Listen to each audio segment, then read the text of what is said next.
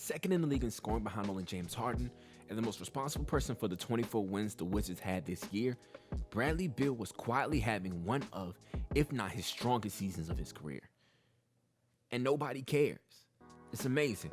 A man can average 30 points yet still get snubbed out of an all-star game.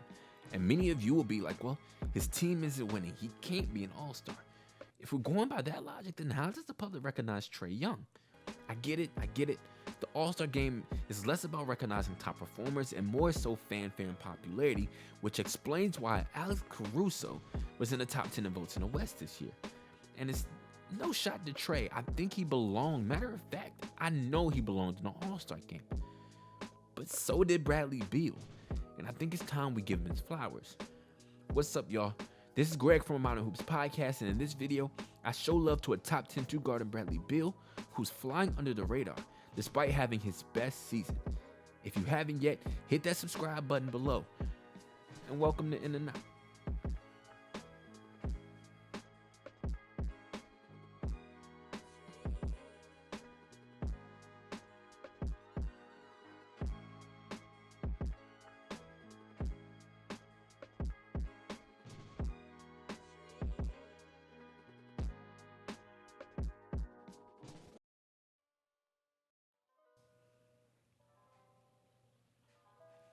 I am a huge fan of Bradley Beal, and I said oftentimes that we could very well praise him the way we praise Klay as one of the best shooters in the history of the game, if only his situation was better. Think about it. What if you replace Klay Thompson with Bradley Beal? In my mind, nothing changes for the overall success of Golden State. Instead, Beal is known as the second Splash Brother and is considered a surefire Hall of Famer. And trust me, this is not to minimize the player Klay Thompson is, yet this is to highlight the talent Brad is and has been for some time. Since John Wall's injury, Brad has gone through a crash course on what it means to be the number one option, carrying the load offensively and being depended on to consistently show up on a night in, night out basis. First and foremost, that ain't easy. We as fans have a tendency to forget that these are world-class hoopers. Imagine playing every game and every time you touch the ball, it's like you got 19 or 20 in a game of 21. That's what it's like for the Kyries, Dames, and Giannis's of the world. And Beal belongs in that space. Now add in the fact that he's averaging 45% from the field, 35% from three, with the 5th highest usage rating in the league. But I digress. I read a few draft reports and comparisons upon his arrival in the league from Florida. He was seen primarily as a spot-up shooter, capable of putting it on the floor for 1 or 2 dribbles maybe and pulling it up, but not necessarily having a strong handle. Yet, he was effective and is effective on the offensive side because of his great range. And because he was paired with John Wall in Washington, who was such a prolific ball handler, it was easy for him to be effective at what he does best without changing much. Yet his game has expanded greatly since then. Building on that premier shooting, he's putting it on the floor and finding new ways to create scoring opportunities, and is comfortable with being the primary ball handler and decision maker on the floor after constantly seeing double teams. One of the few things that Coach Scott Brooks believed was possible when he initially took the job. This is one of the few things that is launching Beal into that rarefied air as a bona fide offensive threat. The best scorers have a bag. You hear it all the time. The deeper the bag goes, the harder it is to hold you. This season, we witnessed the growth of his bag. Not only did he stick to his roots by coming off screens and getting quick spot-ups, we also watched him orchestrate and pick and rolls, dice up defenders on an island in the ISO. It's crazy. Scratch that. It's beautiful.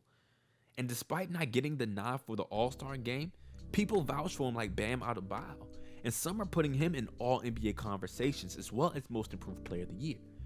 And all of these things are deserving. If only he had a little help, maybe the success and future of the Washington Wizards would also benefit Beal as a player.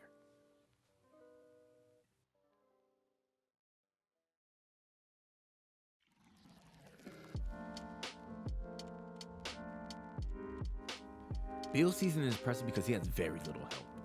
The Washington Wizards are in a unique and unfortunate situation. Their once best player and all-star point guard has been hurt for roughly 2 years, paying him the 4th largest salary in the league, while having a rebuilding roster in his absence.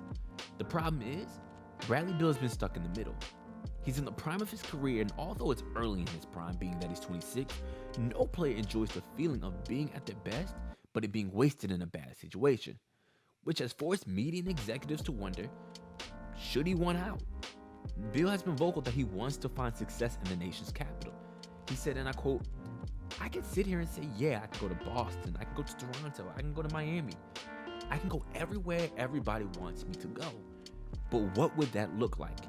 It wouldn't necessarily be my team to where now I'm in a situation in Washington where I'm being built around. I know I'm going to have to go through these bumps and bruises. I knew that last summer. I can't lie. I got a lot of respect for Beal and his stance. While in Washington, he's been praised for being a model citizen and a true professional. Something young players like Rui Hachimura, Thomas Bryant, and others should follow after. Along with his game on the court, Beal has definitely found his voice as the leader of the team since John Wall's injury, saying, quote, "I had to learn how to talk to my teammates and get the camaraderie going." Something that I believe will continue to prove as he progresses in his career. However, the desire to build and grow where you've been planted has been challenged due to the fact that many players go underrated and underappreciated in those situations. And then to add on the fact that they aren't winning can be the straw that breaks any competitor's back. How long will it be before a competitive team materializes? How many games of 50-plus point performances ending in losses will it take to get him the help he deserves, or worse, realizes that help is never coming? There are a number of players who have this mentality that jumping ship to win isn't worth it, but being at the top of your game and losing can change your perspective. I believe Beal when he says he wants to stay and create a winning culture in Washington, but I also understand if he changed his mind down the road.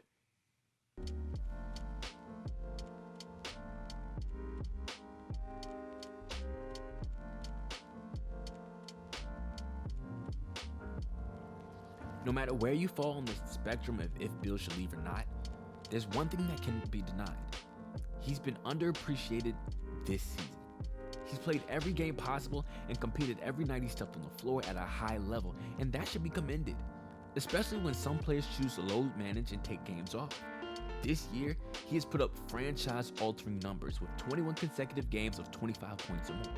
And during that stretch, Beal averaged 36 points and 5.6 assists while shooting 48.6% from the field and 40.7% from three. He's only scored less than 35 times throughout the course of the streak, including a pair of 40 and 50-point games. And even when the streak ended, there's nothing that would make me believe that his level of play would regress. So whether if this season continues or not, Beal definitely had one to remember.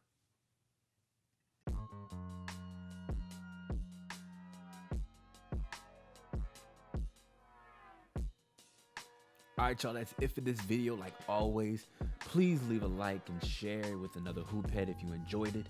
And hit that subscribe and bell to be notified anytime we drop anything new. We are honored every time someone subscribes to the channel, so please and thank you for your support. I also want to say thank you to everyone who's watched the first In and Out video with Jaylen Brown and Jason Tatum. It's our most watched video so far, and if you have seen it, go check it out. And comment below. What do you think of Bradley Beal, and do you believe that the Wizards will build a competitive team around him, or is he better off leaving for a better situation? I love talking with anyone, whether we disagree or agree. It's all for the love of the game. As always, eat, sleep, breathe the game. We love you, and I'm out.